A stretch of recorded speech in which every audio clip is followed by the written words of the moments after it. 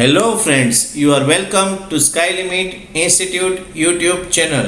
વિદ્યાર્થી મિત્રો, આવનારી સરકારી ભરતી જેવી કે બિન સચિવાલય ક્લાર્ક, તલાટી, કોન્સ્ટેબલ વગેરે સરકારી ભરતીની પરીક્ષામાં ખૂબ જ મહત્વનો વિષય એવો ગુજરાતનો ઇતિહાસ, જેનું સચોટ અને સંપૂર્ણ માર્ગદર્શન મેળવવા આપનું સ્વાગત છે આપની YouTube ચેનલ સ્કાય લિમિટ ઇન્સ્ટિટ્યૂટમાં. તો ચાલો વિદ્યાર્થી મિત્રો, આજે આપણે અભ્યાસ કરીશું ગુજરાતનો ઇતિહાસ ભાગ 5 મૌર્ય યુગ વિશે. તો વાત કરીએ મૌર્ય યુગની.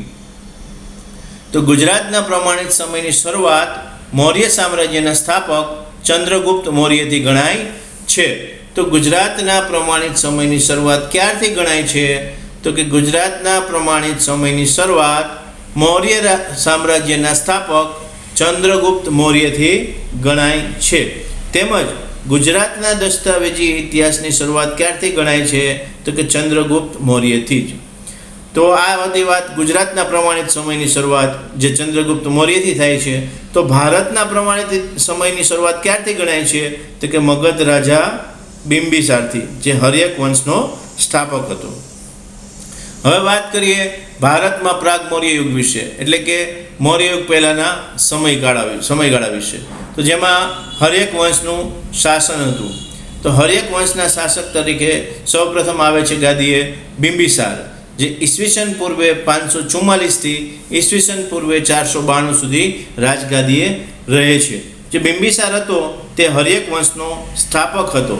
તેણે શ્રેણિક અને સૈન્ય તરીકે પણ ઓળખાય છે.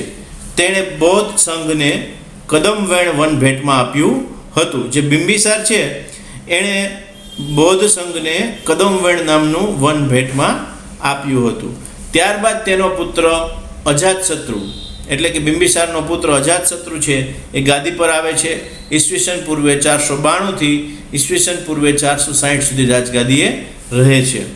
જે અજાતશત્રુ છે એ બુદ્ધના પિતરાય ભાઈ દેવદત્તની કાનભંભરણીને લીધે તેના જ પિતા એવા બિંબિસારનો વધ કરે છે અને રાજગાદીએ આવે છે. એટલે કે જે અજાતશત્રુ છે એને બુદ્ધના પિતરાય દ્વારા જે કાનભંભરણી કરવામાં આવે છે દેવદત્ત દ્વારા, તો તેના કારણે તે પોતાના પિતાનો જ વધ કરી નાખે છે અને રાજગાદીએ આવી જાય છે.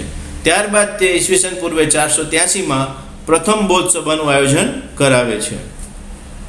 તો પ્રથમ બૌદ્ધ સભાનું આયોજન કરાવનાર તરીકે કોણ ગણાય છે? તો કે અજાતશત્રુ. ત્યારબાદ હર્યક વંશમાં ઉદયન નામનો રાજા આવે છે, જે ઈસવીસન પૂર્વે 460થી ઈસવીસન પૂર્વે 444 સુધી રાજગાદી પર રહે છે. ત્યારબાદ આવે છે શિશુનાગ વંશ. તો જે શિશુનાગ વંશ છે એ હર્યક વંશના નાગદશકને ગાદી પરથી ઉઠાડી મૂકી અને શિશુનાગ પોતે જ શિશુનાગ વંશની સ્થાપના કરે છે. તો જે શિશુનાગ છે એ પોતે હર્યક વંશના છેલ્લા રાજાને રાજગાદી પરથી ઉઠાડી અને પોતે રાજગાદી સંભાળી અને શિશુનાગ વંશની સ્થાપના કરે છે, જે ઈસવીસન પૂર્વે 412થી ઈસવીસન પૂર્વે 394 સુધી રાજગાદીએ રહે છે. ત્યારબાદ આવે છે શિશુનાગનો પુત્ર કાલાશોક, જે ઈસવીસન પૂર્વે 394થી ઈસવીસન પૂર્વે 366 સુધી રાજગાદી પર રહે છે, જેણે ઈસવીસન પૂર્વે 383માં બીજી બૌદ્ધ સભાનું આયોજન કર્યું હતું. તો જે કાલાશોક છે એના દ્વારા બીજી બૌદ્ધ સભાનું આયોજન કરવામાં આવે છે. ક્યારે? તો કે ઈસવીસન પૂર્વે 383માં. તો પ્રથમ બૌદ્ધ સભાનું આયોજન કોના દ્વારા કરવામાં આવ્યું હતું? તો કે બિંબિસારનો પુત્ર અજાતશત્રુ દ્વારા. ક્યારે? તો કે ઈસવીસન પૂર્વે 483માં. ત્યારબાદ રાઈટ 100 વર્ષ પછી કાલાશોક દ્વારા બીજી બૌદ્ધ સભાનું આયોજન કરવામાં આવે છે ઈસવીસન પૂર્વે 383માં. ત્યારબાદ આવે છે નંદવંશ. તો નંદવંશ જે છે એનો સ્થાપક હોય છે મહાપદ્મનંદ. શિશુનાગ વંશના છેલ્લા રાજવીનું ખૂન કરી મહાપદ્મનંદ જે છે એ ગાદી પર આવે છે અને મહાપદ્મનંદને બીજા પરશુરામ પણ કહેવામાં આવે છે. તેમજ તેની પાસે 99 કરોડ સુવર્ણ મુદ્રા હોવાથી તેને મહાપદ્મપતિ પણ કહેવામાં આવે છે, જે ઈસવીસન પૂર્વે 344થી ઈસવીસન પૂર્વે 334 સુધી રાજગાદી પર રહે છે. ત્યારબાદ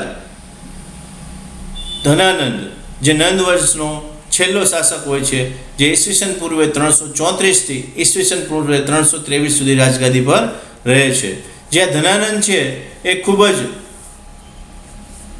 વિલાસી અને ભોગી રાજા હોય છે, જે યોગ્ય રીતે શાસન કરતો હોતો નથી. ત્યારે તેને ચાણક્ય દ્વારા સતર્ક કરવામાં આવે છે કે બાહ્ય આક્રમણો છે તેના વિરુદ્ધમાં યોગ્ય નીતિઓ ઘડવામાં આવે અને તેનો સામનો કરવામાં આવે. ત્યારે ધનાનંદ તેને ચાણક્યની વાતની અવગણના કરી તેને સભામાંથી ધક્કો દઈ અને કાઢી મૂકે છે. ત્યારે ચાણક્ય નક્કી કરે છે કે આ રાજવીને હરાવી અને નવા રાજાને રાજગાદીએ બેસાડીશ, તે પછી જ હું મારા વાળની શિખા બાંધીશ. આવો એક દ્રઢ નિશ્ચય કરે છે. અને ત્યારબાદ ચાણક્ય જે ચંદ્રગુપ્ત મૌર્ય છે એને મદદ કરી અને ધનાનંદને હરાવી અને ચંદ્રગુપ્ત મૌર્યને રાજગાદીએ બેસાડે છે અને ધનાનંદનો પરાજય થાય છે. ધનાનંદને હરાવી ચંદ્રગુપ્ત મૌર્ય જે છે એ ચાણક્યની મદદથી મગધનો રાજા બને છે. ત્યારબાદ મૌર્ય યુગની ઇતિહાસ જાણવા માટેના સ્ત્રોતો વિશે વાત કરીએ તો મૌર્ય યુગીન ઇતિહાસ છે એ જાણવા માટેના સ્ત્રોતો જોઈએ તો એમાં સૌપ્રથમ આવે છે અર્થશાસ્ત્ર, જે કૌટિલ્ય દ્વારા રચના કરવામાં આવી છે, એટલે કે ચાણક્ય દ્વારા. ત્યારબાદ ઇન્ડિકા, જે મેગસ્થનીસ દ્વારા રચના કરવામાં આવી છે. જે ઇન્ડિકા ગ્રંથ છે એની રચના મેગસ્થનીસ દ્વારા કરવામાં આવી છે, જે ભારતીય ઇતિહાસના પિતા પણ કહેવાય છે, જે ચંદ્રગુપ્ત મૌર્યના સમયગાળા દરમિયાન સેલ્યુકસ નિકેટર દ્વારા નિમવામાં આવેલો એમ્બેસેડર હતો, એટલે કે ત્યાંનો રાજદૂત હતો. મૌર્ય સામ્રાજ્યમાં સેલ્યુકસ નિકેટર દ્વારા નિમવામાં આવેલો રાજદૂત હતો, જેના દ્વારા ઇન્ડિકા ગ્રંથની રચના કરવામાં આવેલી અને જે ભારતનો ઇતિહાસનો પિતા પણ છે. ત્યારબાદ મુદ્રા રાક્ષસ નામનો ગ્રંથ છે, જેમાં વિશાખદત્ત દ્વારા રચના કરવામાં આવી છે. તેમાંથી પણ મૌર્યકાલીન યુગની આપણને માહિતી મળી રહે છે. ત્યારબાદ રાજતરંગિણી, જે કલહણ દ્વારા લખવામાં આવેલું છે, એમાંથી પણ આપણે મૌર્ય યુગનો ઇતિહાસ મળી રહે છે. ત્યારબાદ મહાવંશ અથવા દીપવંશ, જે બૌદ્ધ ધર્મ ગ્રંથ છે, એમાંથી પણ આપણને મૌર્ય યુગની માહિતી મળી રહે છે. મૌર્ય રાજાઓના બંધાવેલા સ્તૂપો, વિહારો, ગુફાઓ અને અભિલેખો દ્વારા પણ માહિતી મળે છે. અને સમ્રાટ અશોકના મુખ્ય 14 શિલાલેખો. તો આ દરેક વસ્તુઓમાંથી આપણને મૌર્ય યુગના ઇતિહાસ જાણવા માટેની માહિતી પૂરી પાડી રહે છે. ત્યારબાદ વાત કરીએ ચાણક્યની. તો જે ચાણક્ય છે એ ચંદ્રગુપ્ત મૌર્યના ગુરુ હતા. તો ચાણક્ય જે છે એ કોણ હતા? તો કે ચંદ્રગુપ્ત મૌર્યના ગુરુ હતા. ચાણક્યનું મૂળ નામ શું હતું? તો કે વિષ્ણુગુપ્ત હતું. તેમના પિતાનું નામ ચણક ઋષિ હતું. માતાનું નામ ચનેશ્વરી હતું. તો જે ચાણક્ય જે હતા એનું મૂળ નામ હતું વિષ્ણુગુપ્ત, તેના પિતાનું નામ હતું ચણક ઋષિ, માતાનું નામ હતું ચનેશ્વરી.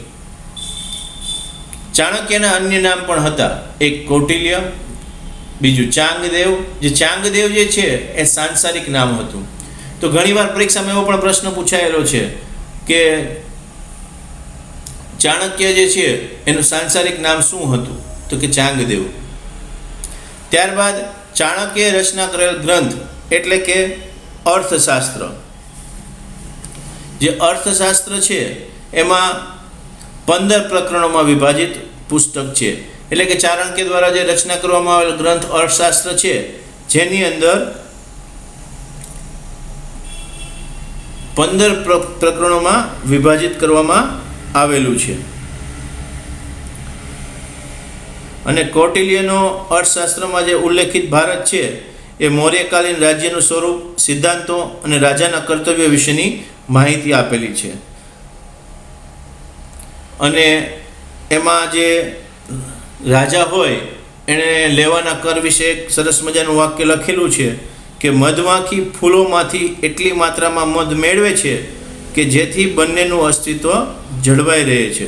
એટલે કે જે રાજ્ય કરતા રાજા છે એ લોકો પાસેથી એટલો જ કર વસૂલવો જોઈએ જેથી કરીને પ્રજાને પણ તકલીફ ન પડે અને જે રાજ્ય કરતા છે રાજા એ પણ પોતાનું રાજ સારી રીતે ચલાવી શકે. તો આવા સરસ મજાની વાતો દ્વારા તે વાતો તેને પોતાના ગ્રંથમાં વણેલી છે, એટલે કે લખેલી છે. અને જે ચંદ્રગુપ્ત મૌર્ય છે એણે સમ્રાટ અશોકના સમયમાં પણ તે સમ્રાટ અશોકના ગુરુ તરીકે પણ કાર્ય કરેલ છે. હવે વાત કરીએ ચંદ્રગુપ્ત મૌર્ય વિશે. તો ઈસવીસન પૂર્વે 321થી ઈસવીસન પૂર્વે 297 સુધી ચંદ્રગુપ્ત મૌર્ય રાજ કરે છે. ચંદ્રગુપ્ત મૌર્યનો જન્મ ઈસવીસન પૂર્વે 345માં તળેટીના પીપળી વનમાં મૌર્ય જાતિના નાયકને ત્યાં થયો હતો. એટલે કે ચંદ્રગુપ્ત મૌર્યનો જન્મ છે ઈસવીસન પૂર્વે 345માં નેપાળની તળેટીમાં, એટલે કે નેપાળમાં હિમાલયની તળેટીમાં પીપળી વનમાં મૌર્ય જાતિને નાયકને ત્યાં થયો હતો. ઈસવીસન પૂર્વે 322માં ચાણક્યની મદદથી નંદ વંશના ધનાનંદને હરાવી મગધમાં મૌર્ય સામ્રાજ્યની સ્થાપના કરી. એટલે કે જે ચંદ્રગુપ્ત મૌર્ય છે એણે ઈસવીસન પૂર્વે 322માં ચાણક્યની મદદથી નંદ વંશના છેલ્લા શાસક એટલે કે ધનાનંદને હરાવી મગધમાં મૌર્ય સામ્રાજ્યની સ્થાપના કરી. ઈસવીસન પૂર્વે 298માં ચંદ્રગુપ્ત મૌર્યએ પાટલીપુત્રમાં સ્થુલીભદ્રના અધ્યક્ષસ્થાને પ્રથમ જૈન સભાનું આયોજન કરાવ્યું હતું. એટલે કે જે ચંદ્રગુપ્ત મૌર્ય છે એ પાટલીપુત્રમાં સ્થુલીભદ્રના અધ્યક્ષસ્થાને રાખી ઈસવીસન પૂર્વે 298માં પ્રથમ જૈન સભાનું આયોજન કરાવે છે. ચંદ્રગુપ્ત મૌર્યએ ભદ્રબાહુ સાથે સુવર્ણગીરીની ટેકરીઓમાં શ્રવણ બેલગોડામાં શેષ જીવન વિતાવ્યું અને ત્યાં સલ્લેખના એટલે કે અનશન દ્વારા દેહ ત્યાગ કર્યો. તો જે ચંદ્રગુપ્ત મૌર્ય છે એ ભદ્રબાહુ સાથે સુવર્ણગીરીની ટેકરીઓમાં શ્રવણ બેલગોડામાં શેષ જીવન વિતાવ્યું. એટલે કે જે ચંદ્રગુપ્ત મૌર્ય છે એ પોતાનું શેષ બાકીનું જીવન છે એ ક્યાં વિતાવ્યું? તો કે સુવર્ણગીરીની ટેકરીઓમાં આવેલ શ્રવણ બેલગોડા નામની જગ્યા છે ત્યાં પોતાનું શેષ જીવન વિતાવ્યું. ત્યાં સલ્લેખન એટલે કે અનશન દ્વારા પોતાનો દેહ ત્યાગ કર્યો હતો. વાત કરીએ ચંદ્રગુપ્ત મૌર્યના સુબા વિશે, જે પુષ્યગુપ્ત હતો, જે પુષ્યગુપ્ત વૈશ્ય હતો. તેના દ્વારા સુદર્શન તળાવની રચના કરાવી, જેની વિગત શક રાજવી મહાસત્ર રુદ્રદામાના ગિરનારની તળેટીમાં આવેલા શિલાલેખમાંથી મળે છે. એટલે કે જે ચંદ્રગુપ્ત મૌર્યનો સુબો હતો પુષ્યગુપ્ત વૈશ્ય, જેણે ગિરનારની તળેટીમાં સુદર્શન તળાવની રચના કરાવી હતી, જેની વિગત આપણને શક રાજવી મહાક્ષત્રપ રુદ્રદામાના જે ગિરનારની તળેટીમાં આવેલો શિલાલેખ છે તેમાંથી મળે છે. તો જે આપણને એવો પ્રશ્ન પૂછાય કે ગિરનારમાં આવેલું સુદર્શન તળાવની રચના કોણે કરાવેલી? તો ગિરનારમાં આવેલા સુદર્શન તળાવની રચના ચંદ્રગુપ્ત મૌર્યના સુબા પુષ્યગુપ્ત વૈશ્ય દ્વારા કરાવવામાં આવી. અને જે ગિરનાર છે એટલે કે ગિરિનગર એ ચંદ્રગુપ્ત મૌર્ય વખતે સૌરાષ્ટ્રની રાજધાની હતી. ત્યારબાદ બિંદુસાર ગાદી આવે છે, જે ઈસવીસન પૂર્વે 297થી ઈસવીસન પૂર્વે 273 સુધી રાજગાદીએ રહે છે. ચંદ્રગુપ્ત મૌર્ય બાદ તેનો પુત્ર બિંદુસાર ગાદી પર આવે છે. ગ્રીક લેખકો તેને અમિત્રઘાત એટલે કે શત્રુઓનો નાશ કરનાર કહે છે. બિંદુસારના દરબારમાં થોડો સમય મહામંત્રી પદે ચાણક્ય અને ત્યારબાદ ખલ્લાટક હતો. તો જે ચંદ્રગુપ્ત મૌર્યનો પુત્ર બિંદુસાર છે એને ગ્રીક લેખકો શું કહેતા હતા? તો કે અમિત્રઘાત અથવા શત્રુઓનો નાશ કરનાર. તો ભારતના ઇતિહાસમાં વાત કરીએ તો કે અમિત્રઘાત તરીકે કયો રાજા પ્રખ્યાત હતો? તો કે બિંદુસાર આવશે. બિંદુસારના દરબારમાં થોડો સમય મહામંત્રી પદે ચાણક્ય અને ત્યારબાદ ખલ્લાટક હતો. તો એવો પણ પ્રશ્ન પૂછાય કે બિંદુસારના દરબારમાં મહામંત્રી પદ તરીકે કોણ કોણ રહેલું છે? તો ચાણક્ય પણ આવે અને ખલ્લાટક પણ આવે. ત્યારબાદ ચંદ્રગુપ્ત મૌર્યના દરબારમાં મેગસ્થનીસ અને બિંદુસારના સમયમાં સિરિયાના રાજા એન્ટીઓક્સે મોકલેલો દૂત ડાયમેક્સ રહેતો હતો. એટલે કે ચંદ્રગુપ્ત મૌર્યના દરબારમાં જે મેગસ્થનીસ હતો એ દૂત તરીકે હતો, પરંતુ ત્યારબાદ જે બિંદુસારનો સમયગાળો હતો એના સમયમાં સિરિયાના રાજા એન્ટીઓક્સે મોકલેલ દૂત ડાયમેક્સ રહેતો હતો. તો એવો પ્રશ્ન થાય કે બિંદુસારના સમયમાં દૂત તરીકે કોણ હતું? તો ડાયમેક્સ આવશે. ત્યારબાદ બિંદુસારે ડાયમેક્સ પાસેથી સૂકા અંજીર અને મદિરાની જેવી વસ્તુઓની માંગ કરેલી. બિંદુસાર બાદ અશોક ગાદી પર આવે છે. ઈસવીસન પૂર્વે 273 થી ઈસવીસન પૂર્વે 232 સુધી તે રાજગાદી પર રહે છે. સમ્રાટ અશોકનું કલિંગના યુદ્ધ બાદ હૃદય પરિવર્તન થયું અને તેણે ભારતમાં 14 શિલાલેખો કોતરાવ્યા. તે પૈકી એક શિલાલેખ ગિરનારની તળેટીમાં દામોદર કુંડ નજીક કોતરાવેલો છે. તો જે સમ્રાટ અશોક છે એણે કલિંગના યુદ્ધ બાદ પોતાનું હૃદય પરિવર્તન થવાથી ભારતમાં કુલ 14 શિલાલેખો કોતરાવ્યા. તે પૈકીનો એક શિલાલેખ જે આપણા ગુજરાતમાં ગિરનારની તળેટીમાં દામોદર કુંડની નજીક આવેલો છે. સમ્રાટ અશોકના સૌરાષ્ટ્રના સુબા તુષ્પાકે ખેતીવાડીને ઉત્તેજન આપવા સુદર્શન તળાવમાંથી નહેરોની વ્યવસ્થા કરાવી હતી. તો જે ગુજરાતની અંદર સૌપ્રથમ નહેરોની વ્યવસ્થા કરનાર કોણ? તો આવશે તુષ્પાક, જે અશોકના સમયમાં સૌરાષ્ટ્રનો સૂબો હતો, જેણે સુદર્શન તળાવમાંથી નહેરોની વ્યવસ્થા કરાવી હતી. તો સૌપ્રથમ ગુજરાતની અંદર નહેરોની વ્યવસ્થા કરાવનાર તરીકે આવશે અશોકનો સૂબો, જે તુષ્પાક. બરોબર છે. ત્યારબાદ વાત કરીએ ગિરનારની તળેટીમાં આવેલો સમ્રાટ અશોકનો શિલાલેખ, જેના વિશે વાત કરીએ. અશોકના 14 ધર્મ સંદેશોનો પુરાવો મળે છે, જેમાં અશોકને દેવનામ પ્રિયદર્શી રાજા તરીકે સંબોધન કરાયું હતું. સૌપ્રથમ શિલાલેખ શોધનાર કર્નલ જેમ્સ ટોડ હતા. તો જે ગિરનારની તળેટીમાં આવેલો સમ્રાટ અશોકનો શિલાલેખ છે એને સૌપ્રથમ શોધનાર કોણ હતું? તો કર્નલ જેમ્સ ટોડ. ઈસવીસન 1822માં શોધ કરી હતી.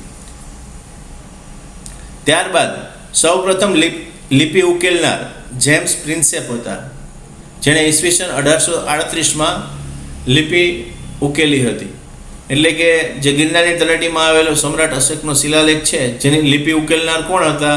જેમ્સ પ્રિન્સેપ, જેણે ઈસવીસન 1838માં લિપિ ઉકેલી હતી. સંપૂર્ણ રીતે લિપિ ઉકેલનાર પંડિત ભગવાનલાલ ઇન્દ્રજી હતા, જે ગુજરાતી વિદ્વાન. શિલાલેખની લિપિ ઉકેલવા માટે પ્રયાસ કરનાર અન્ય વિદ્વાનો M.H. વિલ્સન, લાસેન, વુલર અને કિલ્હાન હતા. તો જે ગિરનારની તળેટી છે એમાં આવેલો અશોકનો શિલાલેખ, જેની લિપિ ઉકેલવાનો પ્રયત્ન કરનાર ઘણા બધા હતા, જેમ કે M.H. વિલ્સન, લાસેન, વુલર અને કિલ્હાન. પરંતુ સંપૂર્ણ રીતે લિપિ ઉકેલી શકનાર કોણ? તો કે પંડિત ભગવાનલાલ ઇન્દ્રજી, જેઓ ગુજરાતી વિદ્વાન હતા. ત્યારબાદ આજીવિકા માટે બારાબરની પહાડીઓમાં કર્જ, ચોપારા, સુદામા, વિશ્વઝૂંપડી એમ 4 ગુફાઓનું પણ નિર્માણ કરાવેલું. એટલે કે અશોકે જે છે એ 14 શિલાલેખો સિવાય આજીવિકા માટે બારબરની પહાડીઓમાં કર્જ, ચોપારા, સુદામા, વિશ્વઝૂંપડી એમ 4 ગુફાઓનું નિર્માણ કરાવેલું. કઈ? કર્જ, ચોપારા, સુદામા અને વિશ્વઝૂંપડી, આ 4 ગુફાઓના નામ છે. ત્યારબાદ શિલાલેખ, સ્તંભલેખ, ગુફાલેખન જે છે એ બ્રાહ્મી, ખરોષ્ટી, ગ્રીક અને એરમાઇક એમ 4 લિપિઓમાં કોતરાવ્યા. જે શિલાલેખ છે, શિલાલેખ, સ્તંભલેખ અને ગુફાલેખ એ બધા છે એની અંદર લેખન કાર્ય જે છે એ બ્રાહ્મી લિપિ, ખરોષ્ટી લિપિ, ગ્રીક લિપિ અને અરેમાઇક લિપિમાં કોતરાવ્યા છે. શિલાલેખ, સ્તંભલેખ અને ગુફામાં અશોક દ્વારા કઈ લિપિમાં કામ કરવામાં આવ્યું? તો કે બ્રાહ્મી, ખરોષ્ટી, ગ્રીક અને એરમાઇક, આ લિપિમાં કામ કરાવવામાં આવ્યું હતું. ત્યારબાદ અફઘાનિસ્તાનમાં ગ્રીક અને એરમાઇક લિપિમાં, ઉત્તર પશ્ચિમમાં ખરોષ્ટી અને બાકીની જગ્યાએ બ્રાહ્મી લિપિનો ઉપયોગ કર્યો હતો. તેણે કઈ જગ્યાએ કઈ લિપિનો ઉપયોગ કર્યો તેની વાત કરે છે. તો અફઘાનિસ્તાનમાં ગ્રીક અને એરમાઇક લિપિ, ઉત્તર પશ્ચિમમાં ખરોષ્ટી લિપિ અને બાકીની જગ્યાએ બ્રાહ્મી લિપિનો ઉપયોગ કર્યો હતો. ઈસવીસન પૂર્વે 251માં અશોકે ત્રીજી બૌદ્ધ સભાનું આયોજન કરાવ્યું હતું. તો અશોક દ્વારા ત્રીજી બૌદ્ધ સભાનું આયોજન કરવામાં આવે છે. ક્યારે? તો કે ઈસવીસન 251માં. પહેલી બૌદ્ધ સભાનું આયોજન કોના દ્વારા કરાવવામાં આવે છે? તો કે બિંબિસાર દ્વારા, જે બિંબિસારનો પુત્ર અજાતશત્રુ દ્વારા, ઈસવીસન પૂર્વે 483માં. પ્રથમ બૌદ્ધ સભાનું આયોજન કોના દ્વારા? તો કે અજાતશત્રુ દ્વારા, જે બિંબિસારનો પુત્ર હતો, જેણે ઈસવીસન 483માં પ્રથમ બૌદ્ધ સભાનું આયોજન કર્યું. ત્યારબાદ કાલાશોક દ્વારા બીજી બૌદ્ધ સભાનું આયોજન ઈસવીસન પૂર્વે 383માં, અને ત્યારબાદ અશોકે ત્રીજી બૌદ્ધ સભાનું આયોજન કર્યું ઈસવીસન પૂર્વે 251માં. અશોકના ધર્મ ભાવનાના અંગોમાં અહિંસા, સર્વધર્મ સંભાવ, સદાચાર અને પ્રજા કલ્યાણ મુખ્ય હતા. તો જે અશોક છે એના ધર્મ ભાવનાના અંગો કયા કયા હતા? તો અશોકના ધર્મ ભાવનાના અંગોમાં આવે છે અહિંસા, એટલે કે હિંસા કરવી નહીં; સર્વધર્મ સંભાવ, દરેક ધર્મને સરખા ભાવથી જોવા; ત્યારબાદ સદાચાર, અને છેલ્લું આવે છે પ્રજા કલ્યાણ. તો આ ચાર મુખ્ય ધર્મ ભાવનાના અશોકના ધર્મ ભાવનાના અંગો હતા. ત્યારબાદ અશોક ભારત વર્ષનો પ્રતાપી રાજા હતો. એટલે કે અશોક જે છે એ ભારત વર્ષનો સૌથી પ્રતાપી રાજા હતો. તેણે તેના પુત્ર મહિન્દ્ર અને પુત્રી સંઘમિત્રાને બૌદ્ધ ધર્મના પ્રચાર પ્રસાર અર્થે શ્રીલંકા મોકલ્યા હતા. એટલે કે જે અશોક છે તેના પુત્ર મહિન્દ્ર અને પુત્રી સંઘમિત્રાને બૌદ્ધ ધર્મના પ્રચાર પ્રસાર અર્થે શ્રીલંકામાં મોકલે છે. અશોક બાદ તેનો પુત્ર દશરથ, સંપ્રતિ, સલિગશુક, દેવવર્મન, સદ્ધનવ અને બૃહદર્થ આવી રીતે અલગ અલગ રાજગાદીએ આવે છે. ત્યારબાદ બૃહદર્થ છે એ અંતિમ મૌર્ય શાસક છે, જેની સેનાપતિ પુષ્યમિત્ર શુંગે લશ્કરી પરેડ જવાના બહાને બોલાવી હત્યા કરી હતી, અને પુષ્યમિત્ર શુંગે શુંગ વંશની સ્થાપના કરી હતી. તો જે છેલ્લો રાજા છે બૃહદર્થ, એને દગેથી મારી અને પુષ્યમિત્ર શુંગે શુંગ વંશની સ્થાપના કરે છે. ત્યારબાદ આવે છે અનુમૌર્ય યુગ વિશેની વાત. તો અનુમૌર્ય યુગ એટલે કે મૌર્ય યુગ પછીનો યુગ આવે છે, શુંગ વંશ છે, જેમાં અંતિમ મૌર્ય શાસક બૃહદર્થની હત્યા કરીને બ્રાહ્મણ સેનાપતિ પુષ્યમિત્ર શુંગે શુંગ વંશની સ્થાપના કરી, જેણે રાજધાની વિદિશા રાખી હતી. તેના પુત્ર અગ્નિમિત્રે વિદર્ભના રાજા યજ્ઞસેનને હરાવ્યો હતો, અને પૌત્ર વસુમિત્રે ગ્રીક રાજા મિનાન્ડરને હરાવ્યો હતો. એટલે કે જે શુંગ વંશના સ્થાપક હતા પુષ્યમિત્ર શુંગ, તો એનો પુત્ર હતો અગ્નિમિત્રે, જેણે વિદર્ભના રાજા યજ્ઞસેનને હરાવ્યો હતો, અને પૌત્ર વસુમિત્રે ગ્રીક રાજા મિનાન્ડરને હરાવ્યો હતો.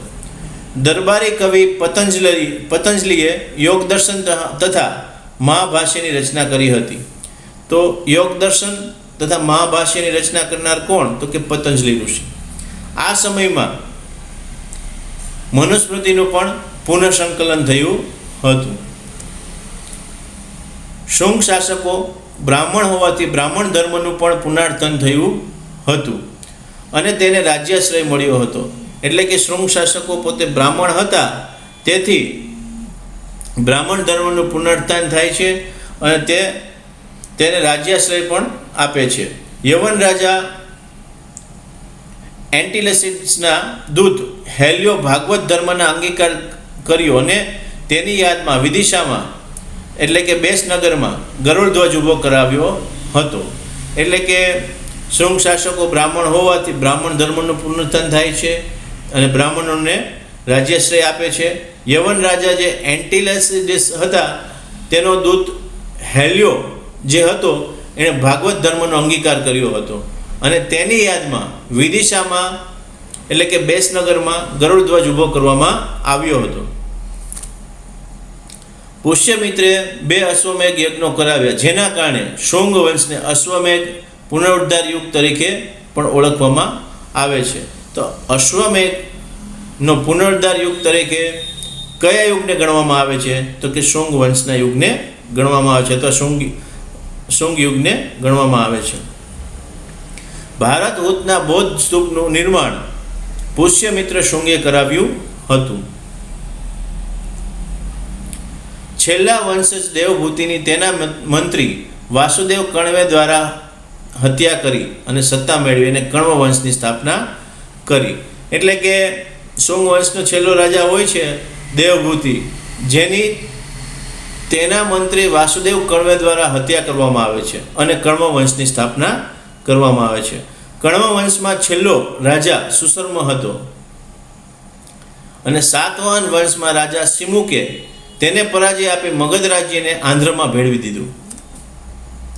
ગૌતમીપુત્ર સાતકર્ણી સૌથી પ્રતાપી રાજા હતો. તેને 3 સમુદ્રના પાણી પીનારની ઉપમા પણ આપવામાં આવી છે. એટલે કે 3 સમુદ્રના પાણી પીનાર તરીકેની ઉપમા મેળવનાર રાજા કોણ હતો? તો ગૌતમીપુત્ર સાતકર્ણી રાજા હતો, જે સૌથી પ્રતાપી રાજા હતો અને તેને 3 સમુદ્રના પાણી પીનારની ઉપમા મળેલી હતી. તેના દરબારમાં હાલ અને ગુણાઢ્ય પ્રસિદ્ધ સાહિત્યકાર હતા. હાલે ગાથા સપ્તદી અને ગુણાઢ્યએ બૃહદ કથા ગ્રંથ રચેલા છે. તો ગાથા સપ્તપદી કોના દ્વારા રચનામાં આવી? તો કે હાલ દ્વારા. અને બૃહદ કથા કોના દ્વારા રચના કરવામાં આવી? તો ગુણાઢ્ય દ્વારા.